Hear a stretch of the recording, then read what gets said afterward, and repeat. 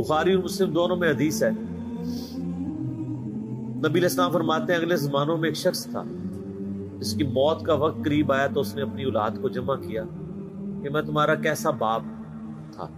ان کا بڑے اچھے باپ تھے۔ انہوں نے کہا اگر تم مجھے اچھا سمجھتے ہو تو میری ایک وصیت ہے، جب میں مر جاؤں میری لاش کے ٹکڑے ٹکڑے کر کے اس کو آگ لگانا اور اس کی راکھ کو ہواؤں میں اور پانیوں میں اور کھیتوں میں بکھیر دینا۔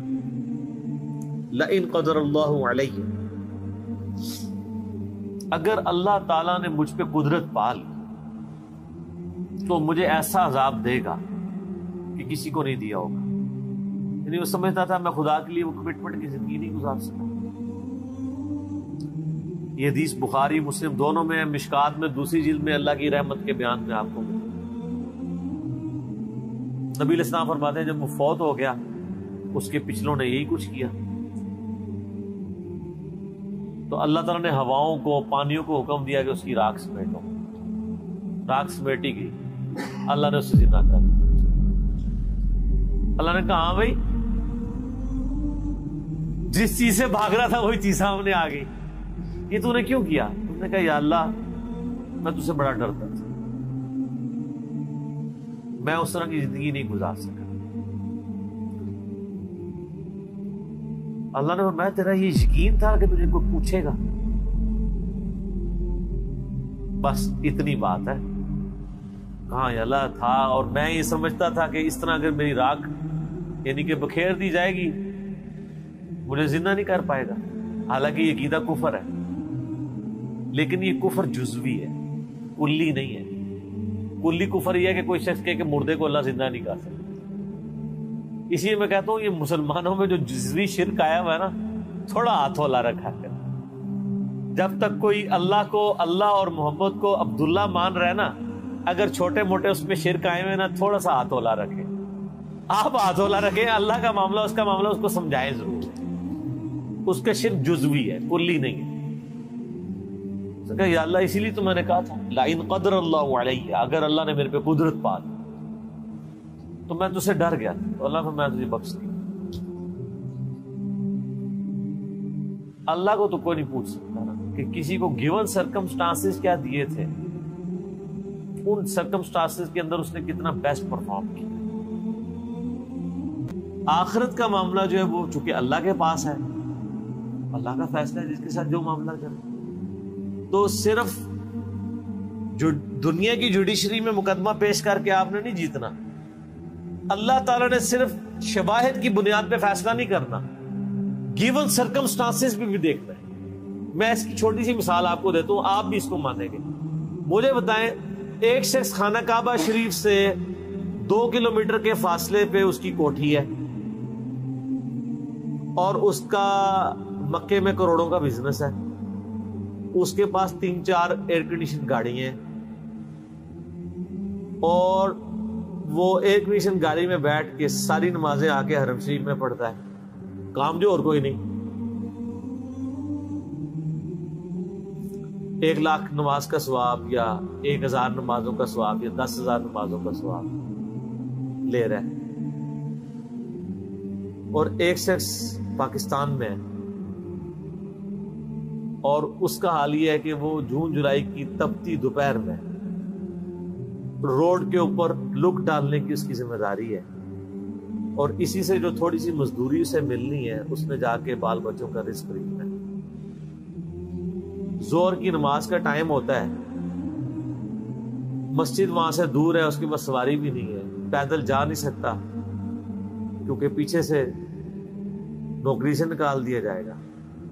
وہ اپنا وہ گندا سا پرنا وہی زمین پہ ڈالتا ہے قبلہ رخ، اور قریب کسی ٹوٹی سے، کسی پانی کے نل سے یا کسی چشمے سے، اور وہاں پہ بغیر جماعت کی وہ قبلہ رخ کھڑے ہو کے نماز پڑھ لیتے ہیں۔ آپ یہ کہیں گے کہ اس کو 1 لاکھ ضرب 27 جماعتیں 27 لاکھ نمازوں کا ثواب مل رہا ہے، اور اس بیچارے کو 1 نماز کی ثواب مل رہا ہے۔ میتھمیٹیکلی تو آپ کی ایکویشن ٹھیک ہے، لیکن اللہ نے تو گیون سرکمسٹانسز بھی دیکھتے ہیں۔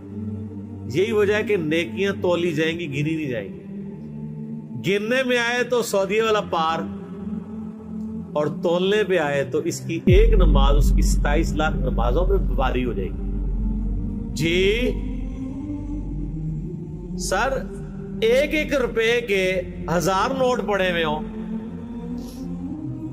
اور دوسری طرف 5000 کا ایک نوٹ پڑا ہوا ہو تو ورتھ کس کی زیادہ ہے؟ ایک نوٹ کی۔ یہ 1000 اس کا مقابلہ نہیں کر رہے، کیوں؟ اس کی ورتھ زیادہ ہے۔ اللہ نے سرکمسٹانسز میں دیکھنا ہے۔ ایک ملٹی نیشنل میں جاب کرنے والا بندہ ایئر کنڈیشن کمرے سے اٹھ کے اٹیچ باتھ روم میں وضو کر کے بالکل قریبی ایک ایئر کنڈیشن مسجد میں جا کے نماز جماعت سے نہ پڑھے اور اپنے دفتر میں مصلی ڈال کے 2 منٹ میں فارغ ہو جائے، اس کی جماعت معاف ہو جائے گی؟ اس کی تو معاف ہو سکتی ہے جو روڈ کے کنارے یہ کر رہے ہیں، کیونکہ اس بیچارے کے گیون سرکمسٹانسز۔ اب مسلمانوں کو بھی ذرا دیکھنا چاہیے کہ ان کو گیون سرکمسٹانسز کیا دیے گئے۔ ہم بالکل دین کے کنارے کنارے چل رہے ہوتے ہیں منافقین کی طرح۔ کیا ہم اپنے دنیاوی معاملات میں بھی کنارے کنارے چلتے ہیں یا فرنٹ سے لیڈ کر رہے ہوتے ہیں؟ ہم مسلم بڑھ چڑھ کے دین کی بات آ رہی، ناری کھوتی مر جاتی ہے، یعنی گدھا مر جاتا ہے۔ پرانے زمانے میں محاورہ بولا جاتا تھا نا، فلانے دی کھوتی مر جانا یا گدھا مر جانا۔ جب وہ کام کی باری ہے تو ساتھ ہی گدھا مر گیا۔ اور اس میں ہمارے ساتھ کوئی ہمدردی بھی نہیں کرتا۔ میں اکثر کہتا ہوں کہ آپ دن کے وقت اپنے موٹر بائک کی ہیڈ لائن آن کر کے نا 1 کلومیٹر بھی سفر نہیں کر سکتے، آپ کو راستے میں کئی بندے ایسے ایسے اشارہ کریں گے، لیکن آپ ایک مسجد میں 50 سال تک بغیر سنت کے طریقے کے نماز پڑھتے رہے، کوئی بھی آپ کو ایسے ایسے نہیں کرے گا، کیونکہ وہ آپ کے شر سے ڈرے گا۔ آپ بھی مجرم ہے اور وہ اس لیے مجرم ہے کہ اس کو چاہیے کہ وہ دیکھے۔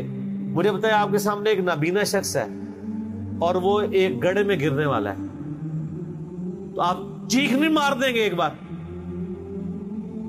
اور وہ نابینا بھی آپ کی چیخ کو بھول کے کہے گا شکر ہے اس نے بچا لیا۔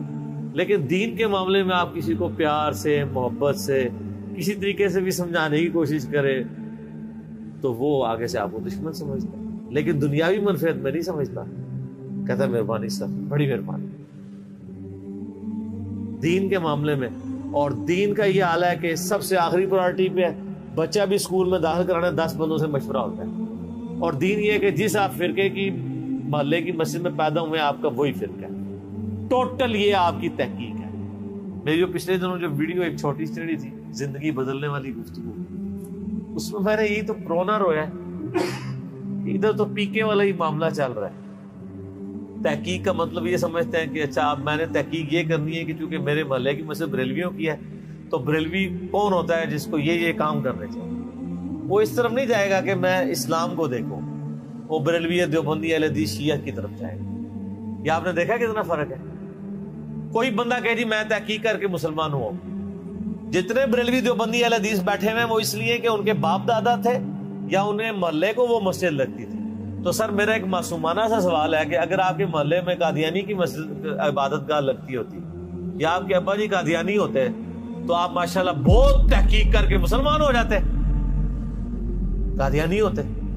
اور دوسری طرف حال یہ ہے کہ جاہل سے جاہل آدمی بھی میرا جیسا کپڑا خریدنے جائے نا، کپڑے کو ایسے کر کے ضرور دیکھتا ہے، لیکن دین کے کسی عمل کو ایسے کر کے نہیں کوئی دیکھتا کہ یار نماز، یعنی ہر ایک کو نہیں پتا کہ کوئی اس طرح نماز پڑھے کو میں چیک ہی کر لوں یا نماز کس طریقے پہ، اور کوئی اتنا لمبا کام بھی نہیں ہے۔ ایک مسئلے کو چیک کریں گے زیادہ سے زیادہ 1 یا 2 دن لگ جائیں گے، چلو 1 ہفتہ لگ جائے گا۔ سیریس لیں، اللہ کوشش کریں تو انشاءاللہ اللہ تعالیٰ حق تک پہنچائے گا۔ تو باقی یہ اللہ کے فیصلے۔ سر آخرت کے معاملے میں ڈرتا ہوں، یقین کریں کہ خدا بڑا بے نیاز ہے، ہمیں تو اپنی آخرت کی فکر ہے، سیدھی سی بات ہے۔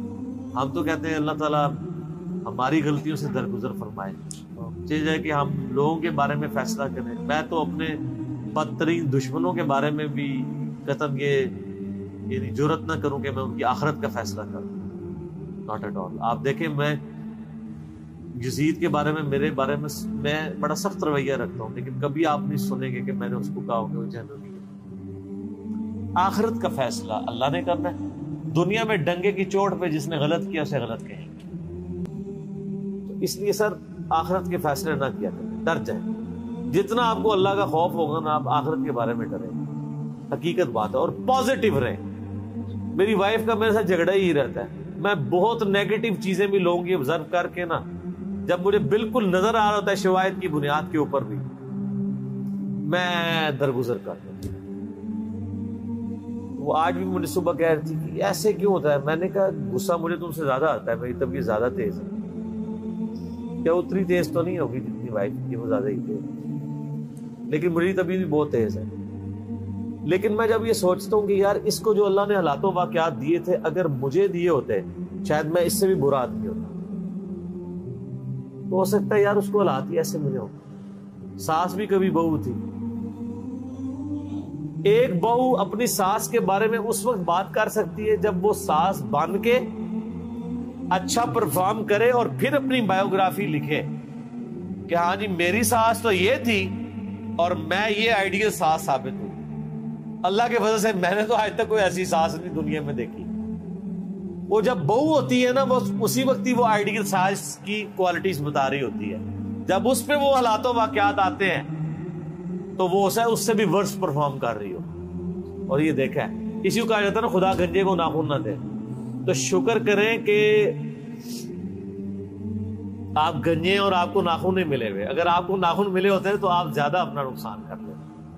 اس لیے پازیٹیو رکھیں, پازیٹیو ایٹیچیوڈ رکھیں. اس کا فائدہ یہ ہوگا کہ آپ کوڑ کوڑ کے مریں گے, آپ اچھی زندگی گزاریں گے اور آپ کے بارے میں کسی کے بارے میں آپ کے دل میں میل نہیں آئے گی.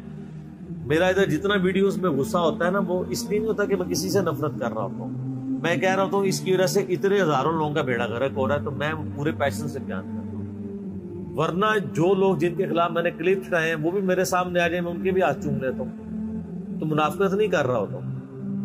علمی اختلاف اپنی جگہ اور کسی ہیومن ڈگنیٹی میں رسپیکٹ اپنی جگہ. پازیٹیو رہیں, بعض کا اثر کر جاتی ہے. دیکھیں نا اثرات آپ کو نظر آ رہے ہیں, تبدیلی آ نہیں گئی, آ جاتی تبدیلی. ٹھنڈا کر کے کھائیں, ٹھیک ہوگا. آخری سوال کریں, پھر ہم نے اس کو کنکلوڈ کرنا ہے. باقی سوال انشاءاللہ